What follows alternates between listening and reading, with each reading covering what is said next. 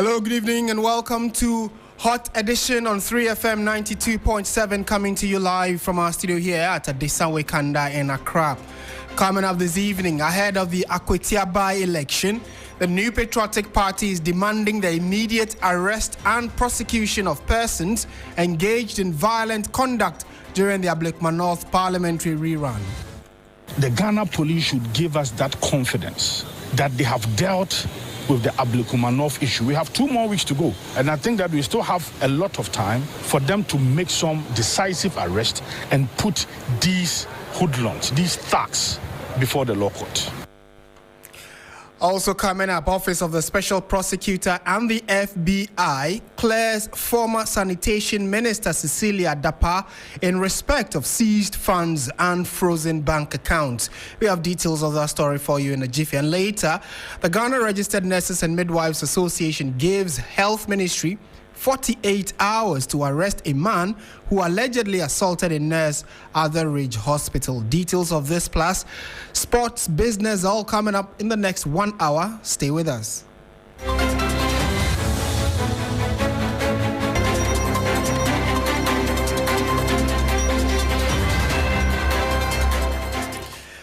Before we bring you the details, let's bring you some summaries of the big stories making rounds. And Christabel Success Trevor joins us in studio. Hello. Hi, Martin. Thank you very much. In our summaries tonight, the Ghana Registered Nurses and Midwives Association is demanding swift action from government following an attack on a nurse at the Ridge Hospital in Accra. The association has given authorities 48 hours to arrest the suspect, Ralph St. Williams, or risk asking the members in the hospital to remove themselves from the work environment. The National Anti-Illegal Mining Operations Secretariat has arrested 4 military personnel for conducting unauthorized raids at Sempa Junction in Takwa Inswayam district of the Western region. In a tactical operation on Monday, August 18, the NIMOS task force seized the weapons and equipment of the soldiers who were reportedly carrying out illegal operations in the area. The suspects are believed to be parts of outlawed groups that staged unauthorized anti-illegal mining activities under the guise of national security operations. And finally, the Electoral Commission has confirmed that the printing of ballot papers for the upcoming Akwetia parliamentary by-election will officially commence on Wednesday, August 20. This was announced after the Inspector General of Police, IGP, convened a crucial meeting today with representatives of political parties to discuss preventive measures against election-related violence and key security arrangements for the upcoming poll. We have a lot more on our website, 3news.com. Do well to visit there. Over to you, Martin. Thank you very much for those summaries. Let's go straight into the details. And you can also be a part of the show. Let's hear from you on our various social media platforms. We are also streaming on Facebook. Just go to Facebook and look for 3FM 927. All right. So the main opposition, the New Patriotic Party, is demanding the immediate arrest and prosecution of persons who engaged in violent conduct during the Ablekuma North parliamentary election rerun. According to the NPP, this action will help restore public confidence in the police ahead of the Akwetia by-election. The call was made during a high-level meeting at the police headquarters involving the Ghana Police Service, the Electoral Commission, and representatives of the various political parties. The meeting also discussed security arrangements and the preparedness of the stakeholders for the September 2 by-election. All parties present expressed satisfaction with the measures put in place by the Election Security Task Force. First, let's hear from Rashid Tanko Computer, the NDC's Deputy Director of Elections and IT, who has been saying that this party is satisfied. We had a very fruitful discussion with the IGP and the team. And in present was the MPP, ACP, and then the APP. These are the party contesting their Akwetia by-election. They've given us their roadmap, their deployment plan, indicating they are bringing all their regional commanders and then their POMAC members to beef up security, and that they are not going to leave any stone unturned to make sure that there's enough security at the police. So they are not expecting anybody to come with any macho men or personal security and all that. The EC also brief us what they intend to do in terms of accreditation. They'll make sure that all our leadership who are going to do the monitoring observation will be given accreditation. And we are very clear in our mind that the NDC, we are committed to the peace plan, the process they've put in place. But we are mindful of the activity of our opponent who will come in there with dangerous weapons. You remember what happened at Blekumanov? That triggered all this problem. And then there was a pepper spray. One of their leaders, Hawa Kumsim, had pepper spray in her back. She came to the place and was asking an necessary question. To the extent she was spraying that one, even to officers of the police as well as the EC officials. All this thing caused the problem at that polling stations. So we're telling them they need to beef up security and make sure that the fact that you are a former minister or a former MP or a MP, if you don't have accreditation, you have no business at the polling stations. And I also made it easy to make sure that they post the results at the end of the collation in each of the polling stations, because it's a requirement under Regulation 39(3)(c) that at the end of the collation they need to put one there, so that if there's anything, we can rely on that one too. The EC said yes, and they're also saying that we should make sure that our supporters don't tamper with those things when they put it out there. So we're clear in our mind. The police have given it all the assurance. And that's the voice of Rashid Tanko Computer, Deputy Director of Elections and IT of the NDC. And he's joined us again for a quick update of what exactly his thoughts were when they went into that meeting, and how come they are, quite assured by the, words from the Security and the Electoral Commission ahead of the elections. Mr. Rashid Tanko, good evening again. Thank you for joining us on 3FM. And to you yourself. Right. To start with, you gave clear indications that following the meeting you've had, you are quite confident that all things will go well. But of course, it is with some level of caution. Can you talk to us about the NDC's preparedness, first of all, ahead of the event on September 2? Very well. We are prepared for the election. We've put our teams together. We've gathered all the necessary logistics to execute the elections in terms of election materials, for the training of our party agents, and then our deployment strategy. Everything is set. My other colleague was in the constituency to put the teams together, and then whilst we do the training, tomorrow is the training of the ballot papers. So we are here to put our agents who are coming to monitor the training of the printing of the ballot papers tomorrow. So we are busy putting training and making sure that our teams understand the electoral process very well for the by-election, because we don't want to leave anything to chance. We know our opponents that we are dealing with. They just come without properly prepared for the election. And they try to foment troubles wherever they are. And so we are very clear in our mind that we are ready for the election, we are prepared. And we'll continue to make sure that everything goes on. When we met the IGP and the team with them, we made it very clear. We will go by their strategy, their plan. They told us they are deploying about 5,000 police, and they are bringing all senior police officers, including the POMAT members. And so that tells you that they are serious. They mean business. Okay. They want to make sure that there's proper peace in Akotia, so that everybody can go about his business without any difficulty. Right. And then so we are very much assured with ourselves that, look, whatever the police is coming out with, it will go down in history as one of the best by-elections to be conducted in this country. We know that the NPP was there, and the national organizer of the party, Henry Nana Boakye, also raised some concerns. He touched primarily on the Blekumanov rerun, which ended a few months ago, and was saying that until the police arrest the perpetrators of the violence there, they are not too certain about the security arrangement being discussed now. How does that come to you? Well, we told them, and we are surprised. I'm even surprised at the direction of which they were coming from. Don't forget, the NDC has not added a single policeman to the current one since we were voted back to power. We have not done any recruitment. We've just inherited the structure the MPP bequeathed us. That's what we have inherited. And then for them to come today and say that they don't trust the police, they don't trust what the police is doing, In fact, it shocked everybody. How can you say such a thing? It's your own structure. We have not done any recruitment to say that we have brought in people you think that their loyalty might be for the NDC. All the people that were deployed for Blakman North were recruited by the NPP.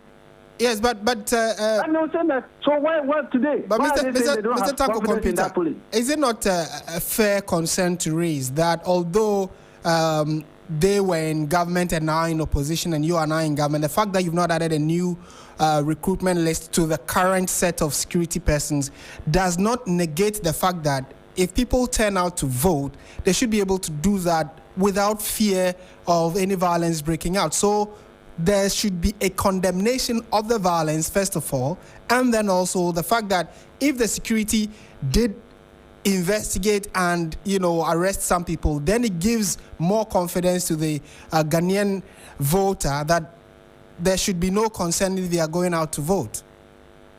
Martin, let's face the fact. When you are going to condemn, you condemn both sides.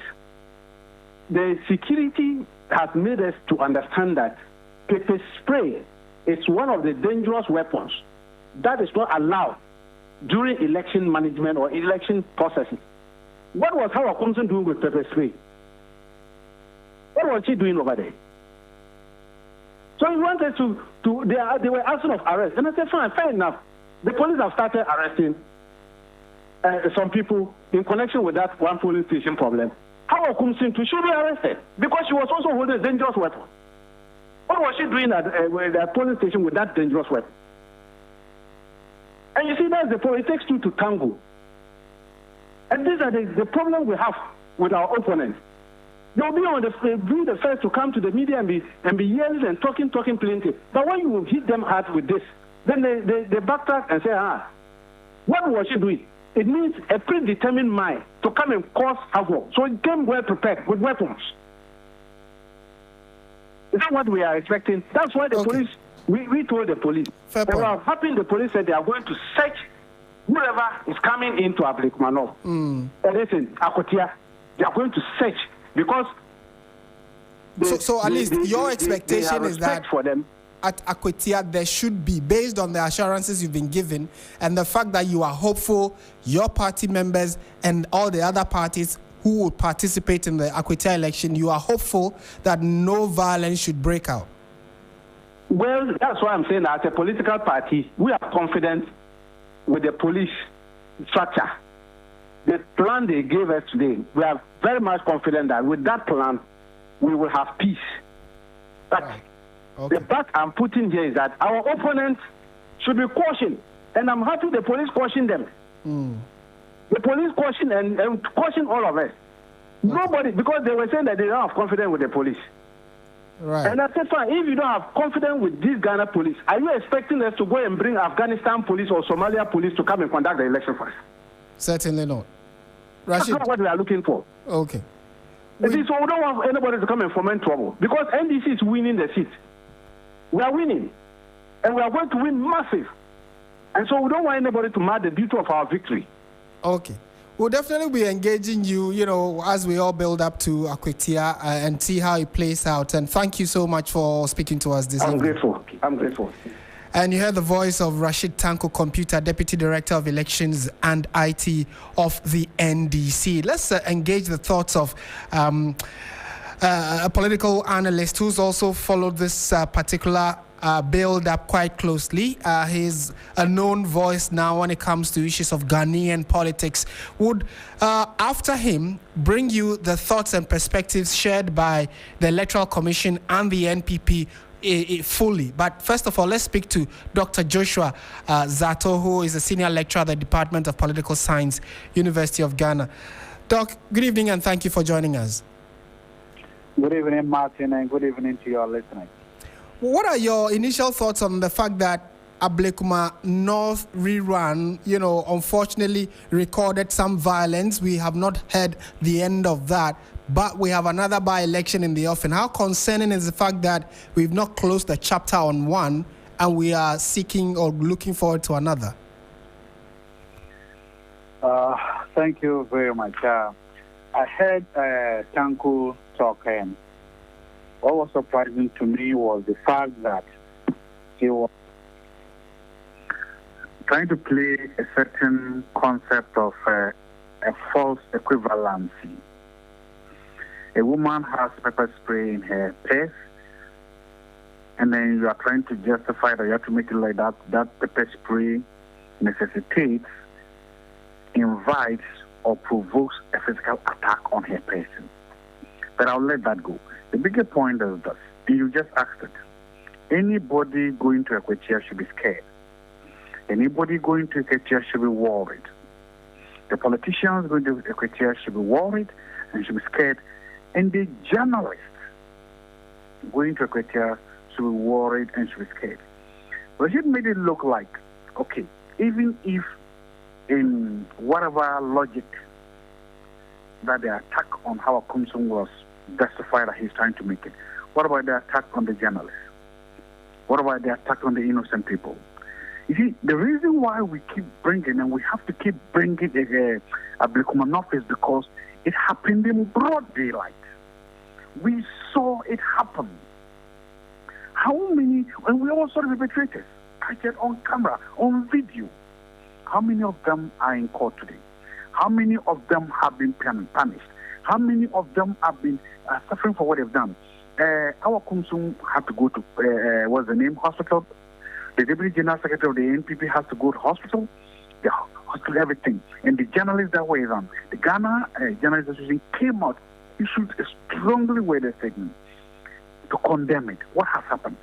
Remember, what happened in Ablekumanov wasn't the absence of police presence. It was in spite of police presence.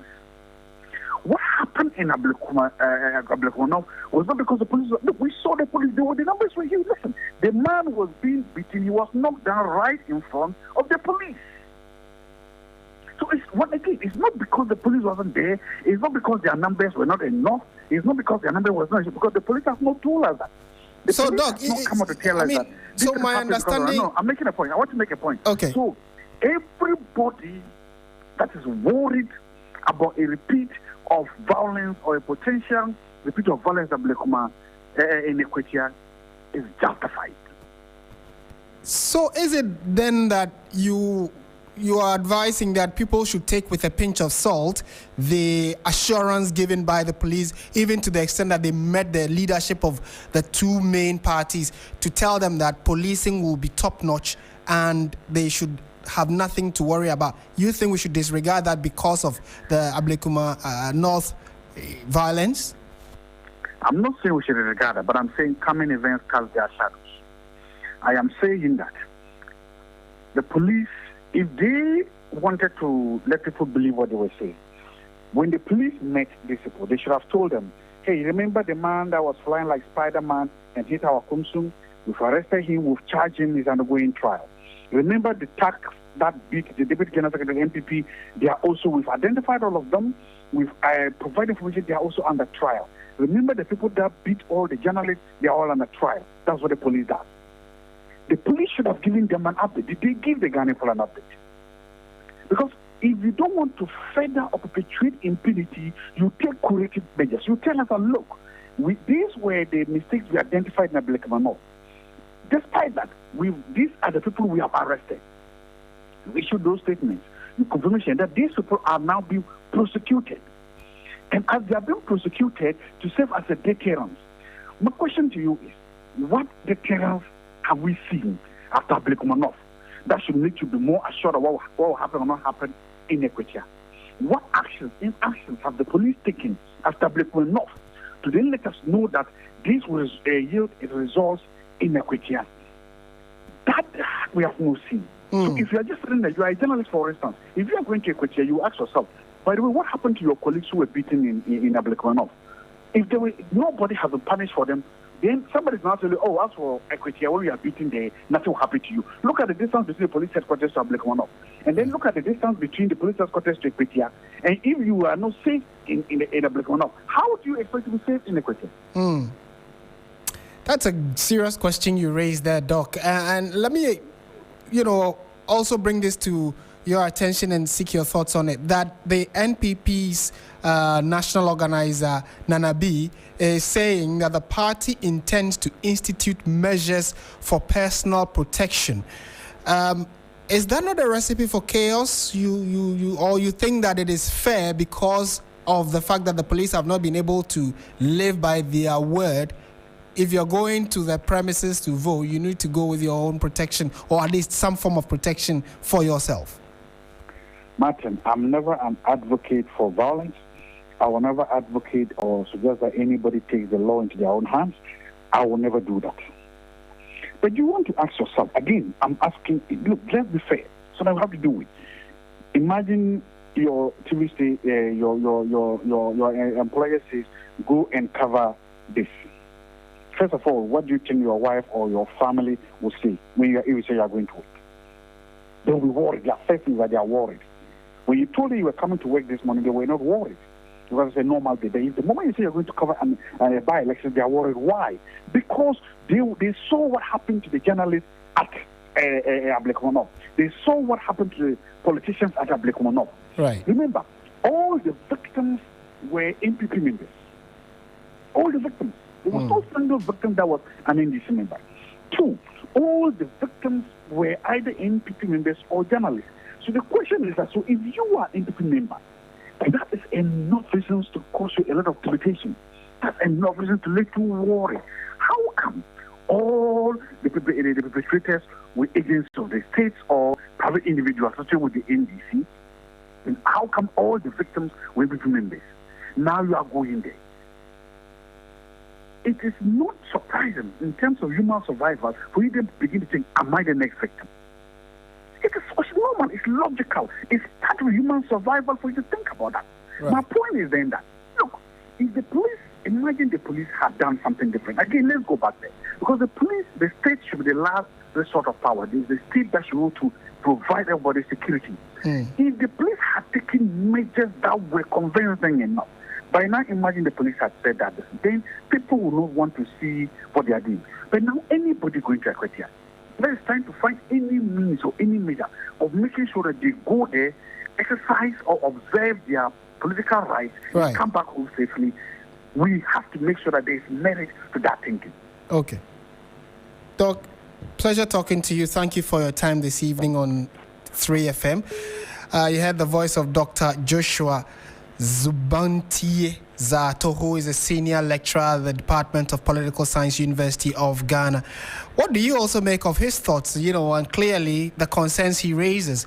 I also indicated that the meeting the police had with the various political parties ended with some form of assurance, but after the meeting, the NPP was insistent that while the meeting was fruitful, the police's failure to arrest perpetrators of the Ablekumanov violence undermines the confidence the security services should have in terms of organizing and protecting our polls. Let's listen to Nana Boache on this. This was a good meeting. We raised some important issues. The police gave us the assurances, but we said that assurances are built on confidence. We also expressed our dissatisfaction with the conduct of the Ghana police, especially in the recently held rerun of about 19 polling stations in Ablekumanov. We said that thugs who were linked to the NDC, who caused mayhem, their images are all over, the videos all over.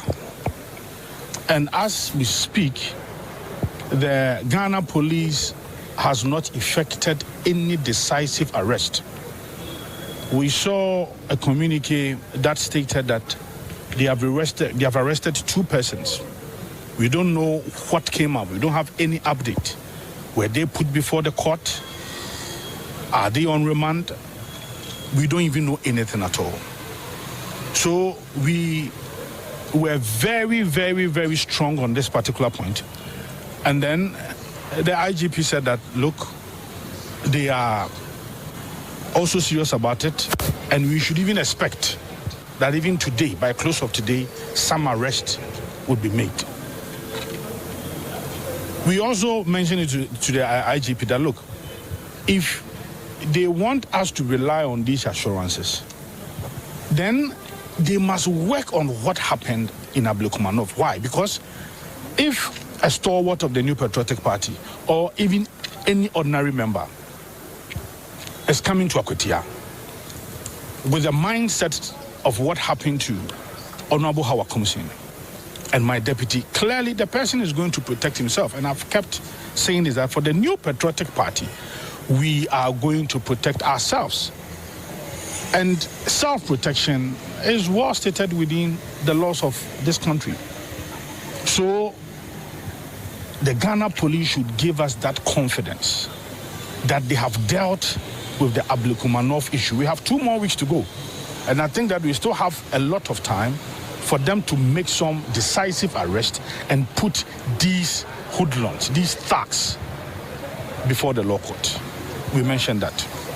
Then again, the police also assured us that they are going to deploy over 5,000 men and they do not need the services of the military. This is purely a police matter. And they also gave us that assurance that this is going to be a Ghana police matter and we do not want the intervention of the military. So largely, the IGP says that he is going to make sure that this is going to be one of the most peaceful by-elections we've had in this country. But our concerns are still the fact that we have had some people who caused some mayhem in Ablekumanov. They are still working free. They must make some arrest and they must put these guys before the law court. And that's the voice of the national organizer of the New Patriotic Party, Henry Nana Boakye.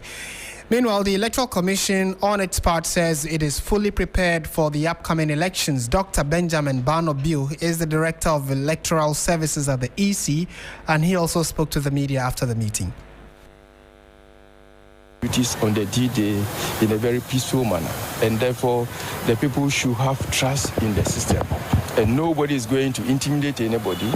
What happened in Ablekumanov was raised, but the police assured us that that is a thing of the past, and that they are on the ground. They are going to ensure that nobody takes the law into his or her own hands. So for now, we are all geared toward Akwatia by-election, and we are all hopeful that the security, as explained by the police, will be effective. And Electoral Commission is also poised to ensure that we deliver our mandate in a very professional manner.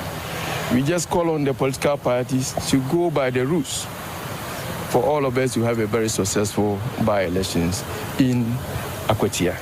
Did the political parties, any of them have any concerns?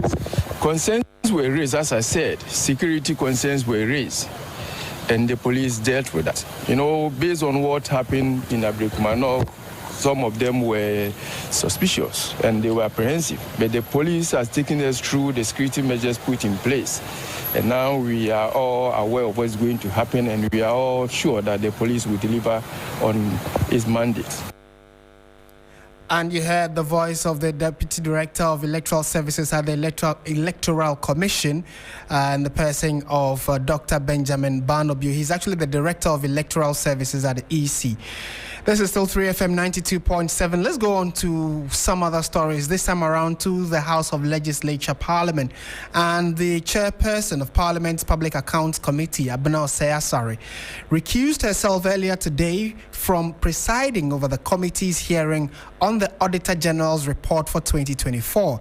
The committee began its maiden public hearing on the 2024 audit report covering the ministries, departments and agencies. However, moments before proceedings got underway, the Etiwa East Member of Parliament announced that she could not preside, citing the new standing orders of Parliament as well as her previous role as Minister of State during the erstwhile NPP government.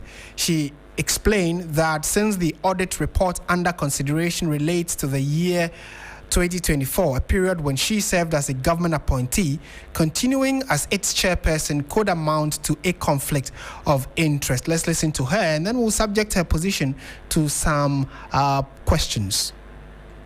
As part of Parliament's improvements on transparency and accountability, and in line with our new standing orders, specifically Order 2294, members are advised that I will not be presiding over this year's public hearings, having served as a public officer in the 2024 administration, to avoid any perception of conflict of interest and to uphold the heightened scrutiny standards introduced under the revised standing order rules. The ranking member, Honorable Samuel Atamils, will chair these proceedings until we are done with all the 2024 audit reports. I have every confidence that he will discharge his mandate with firmness, fairness, and fidelity to the national interest. This is a critical national assignment. We count on your support.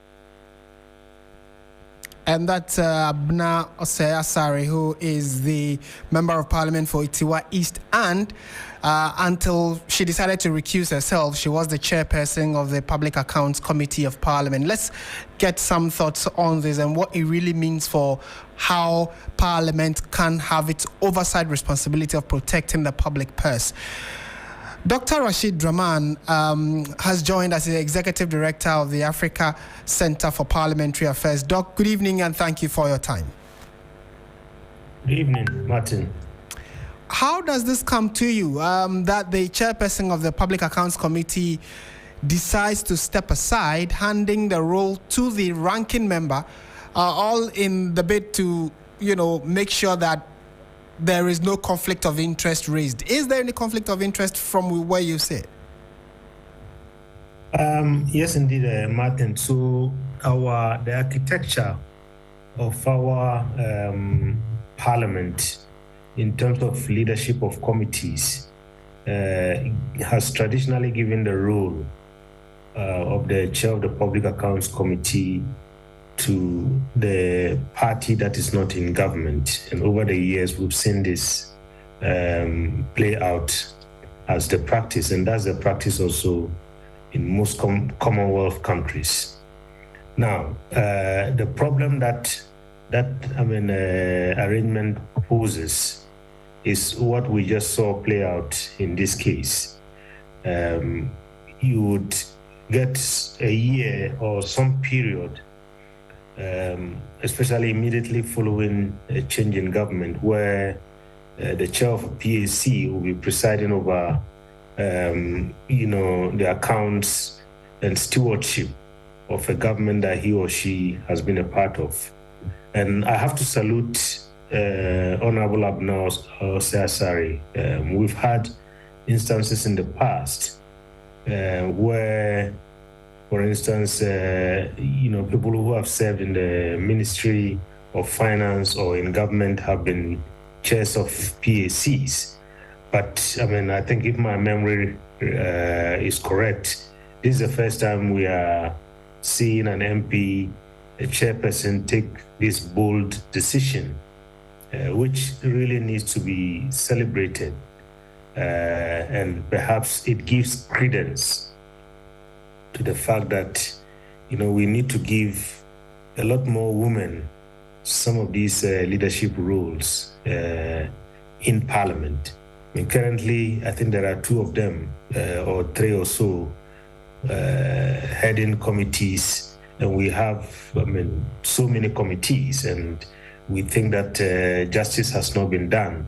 And what the chair of the PAC has done today, I think is a clear demonstration and it's a message to the leadership of Parliament that I think we need to get more women into some of these leadership roles. Right. And Doc, so the concerns some have raised are that, yes, the report under review is 2024 when she was a Minister of State. However, if you are handing over the role of chairmanship to the current administration's representative, more or less, or the government in power, because the ranking usually is the opposite side of the political divide. So if that is the case, wouldn't that in itself bring maybe excessive scrutiny or trying to necessarily find fault where there may be any, because then the person chairing might want to, be a bit more critical than usual? Well, so normally, we love scrutiny. No matter how critical it is. If there's nothing to find, they won't find anything. If there's something to find, the critical scrutiny will bring out that finding. Those who have raised a concern, I think perhaps would have to think about, the bigger picture, because if you listen to her, she's talking about the accounts of 2024. So we are going to have maybe next year in 2026, they'll be looking at the accounts of 2025, and she would be presiding. And traditionally, like I said, the chair of the PAC has always been somebody from the opposition. So this is just a temporary arrangement, and she will come back to her role. And I believe that Honorable Atta Mills will be mindful of that. We don't want any witch hunt. We want to ensure that those who have been given the mandate have executed their stewardship with fidelity to the Constitution and to the people of our country. Right. And Martin, in some countries, they take this matter of public accounts very, very seriously, to the extent that I have seen a place where the Public Accounts Committee is made up of parliamentarians and non-parliamentarians, because they say this is national resource, this is money for the country that we are discussing here, and it shouldn't be left in the hands of politicians, or it shouldn't be politicized. So I hope they will all be guided by this. The current chair, there's a ranking who is now acting as chair, and the chairperson herself, when she assumes her role, to keep this in mind, that you are not sitting there to do fault finding. You are sitting there to make sure that the right things are done where they have not been done right, and going forward, maybe measures are put in place to ensure that those irregularities don't occur. Unfortunately, Martin, in our country, year in, year out, I think the Auditor General's report doesn't give us anything to be hopeful about in terms of whether these irregularities would stop anytime soon. And that is where and why the Public Accounts Committee has to perhaps maybe up its game. Right. I know the usual issue that is raised is that we don't have prosecutorial powers. But I think as a country, we can have a conversation and see. Some countries have done it. It is possible. Right. And we can do it as well, because if people are not sanctioned, wrongdoing is going to continue, as we are seeing. In the public sector. Finally, before you go, clearly this is a first for as long as I can remember, but as an expert in parliamentary governance, would this also be a first, hearing that the chair of a committee raises issues of conflict of interest, and because of that recuse themselves? And while at that, do you foresee this having any impact on the final report from the committee? Well, I don't think that it will have any impact on the final report of the committee. There are members from the other side, from the opposition, who also sit on the committee. So I think there are some kind of guardrails there. Assuming there is a likelihood of the chair overreaching his mandate. And I think in terms of your first question, yes, certainly that's a first. And for me, maybe I'll look at it from this perspective, that is going to set a precedent that other chairpersons would have to follow, not only when matters relating to their government are being discussed. But most importantly, Martin, that, when matters in which some of them have been lobbied, or they have some interest in terms of business interest, or some distant interests, relatives, friends, and so on, that our parliamentarians would do well to copy from the example set by this gallant MP that I think I would salute every day for this singular act. Okay. Doc, thank you so much for making time to speak with us this evening. Dr.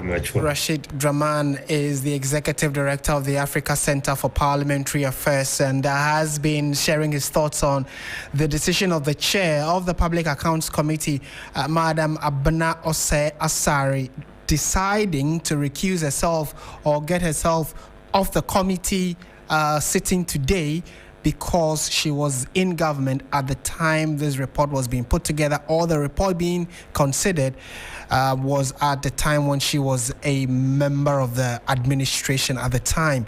So she's gotten some commendations, and we only hope that at the end we'll get to see the final report, where you can tell from what Dr. Rashid Draman said that unfortunately, year in, year out, the Auditor General's report has not given any hope or confidence as regards how corruption is being fought or how the public sector is managing the nation's resources. Every year, something extremely damning comes out.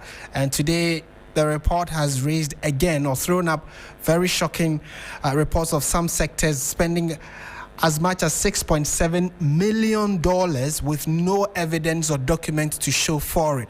Details of that is on our website, 3news.com, and I will try in the coming days to bring you some specifics from the Auditor General's report. This is Hot Edition on 3FM 92.7. Let's turn our attention to some other stories we have for you this evening. And the Office of the Special Prosecutor says after nearly 7 months of extensive investigation and a parallel FBI inquiry, no direct and immediate evidence of corruption was found in respect of seized funds and frozen bank accounts linked to former Sanitation Minister Madam Cecilia Abena Dartey and her associates. This was contained in the prosecutor's half-year report. It will be recalled that the office commenced an investigation in July 2023 in respect of suspected corruption and corruption-related offences regarding large amounts of money and other valuable items found in the in the home or in possession of Madam Cecilia Abena Dartey and her associates when she was a Minister of State. The OSP, in its half-year report for 2025, says after nearly 7 months of extensive investigation and a parallel inquiry by the Federal Bureau of Investigations, the FBI, in the United States, no direct and immediate evidence of corruption was found in respect of seized funds and frozen bank accounts linked to the accused person and her associates.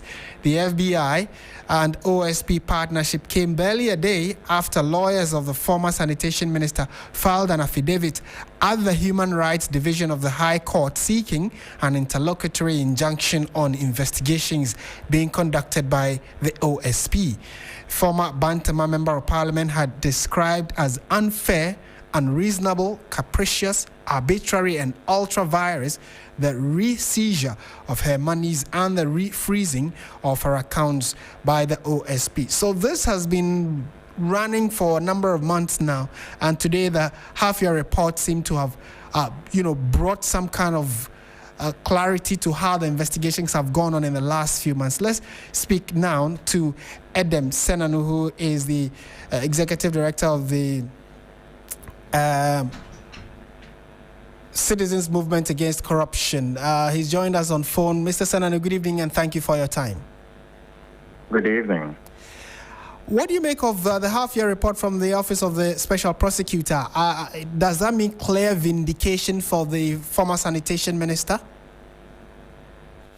Well, thank you. I think it's important to note that on one hand, whilst under their mandate, they did not find the corruption indicators they're looking for, the report underscores that they found strong indication of money laundering and structuring, which come under the mandate of IOCO, which is the reason why in May 2024 they gave the entire docket to IOCO. And that part of the report indicates that I think the new leadership of IOCO intends to take a further look at the docket. So I don't think that it has provided a clean bill, as some may want to suggest, for the former sanitation minister. What it is that the processes are ongoing, and it is likely that we will need some time to have a finality on this particular case. So the reports making rounds already that she is free should not be given that much attention, because we've seen reports on some media portals and on social media that the OSP had just run around in circles and didn't come out with any fruitful outcome. But your understanding is that it is not all clear. There is still something to be investigated. Well, yes, and it's not that that's my position. That's exactly what the OSP has said. So if anybody is saying that she's been given a clean bill, that is inaccurate at the barest minimum, or it's an attempt to befuddle the facts. They have said that there's strong indication of money laundering and structuring, because to all extents and purposes, she could not provide a basis for the additional sums of money that were found in her custody at a time where she was working in government. Her known sources of funds had been declared, and the discrepancy could not be accounted for. Even without the OSP having drawn this conclusion, all people just looking at the data between sources of income and how much remuneration plus the actual amounts found in the custody, you would arrive at a similar conclusion that there's something amiss. So it would take IOCO going into the issue of money laundering and structuring for us to then draw a final conclusion on that particular case. Right. How do you, and finally, how do you see this playing out for the investigation the IOCO is also about to, I'm sure they probably must have already started, but now that they also have their role to play in uncovering whether or not there is any form of infraction, do you think this half-year report could in any way influence that? What kind of outcome are you looking forward to? I don't think that the half-year report by itself would be of any influence. I think what it is a docket that has been submitted to them on the work that the OSP had already done, which therefore it clears up what they don't need to bother themselves about if they're going to leverage that, and what they need to focus on. And I guess it will also include whatever additional information they were able to access from the FBI. So I think that what it is that IOCO stands in a pole position to be able to move more rapidly to look at the issues and to draw conclusions based on the docket that was submitted to them. Thank you so much, Mr. Senanu, for your time this evening. And thank you for having me. And you heard Adam Senanu, who is the executive director of the I beg your pardon, that is Adam Senanu, who is with the Citizens Movement Against Corruption, sharing his thoughts on this latest release from the Office of the Special Prosecutor. Their half-year report has given some clarity regarding the investigations they have been on over the last few months. And he says that now that IOCO is also undertaking its side of the investigation, we all just need to look forward to whatever outcome they may also be finding as they dig into the issues regarding Madam Cecilia Dapaah, who over the last few months or before the exit of the NPP was under severe investigation over some assets and monies that were found in her possession, some of which she could not clearly give how she got or was able to, how they came into her possession. But because of the public expressions that have greeted the half-year report and how some media houses are reporting it, there has been a public notice issued by the Office of the Special Prosecutor that seeks to clarify that it is not to mean that Madam Cecilia Dapaah is free, and that the OSP emphasizes that the case has been referred to EOCO, which is the Economic and Organized Crime Office, under the previous leadership because investigations uncovered strong indications of suspected money laundering and structuring. So we'll just all have to wait and see what kind of outcome we'll be seeing when EOCO is done with its investigations. Let's bring you what's happening in the world of sports now. And we have been joined by the sports team. So do stay tuned. This is 3FM 92.7.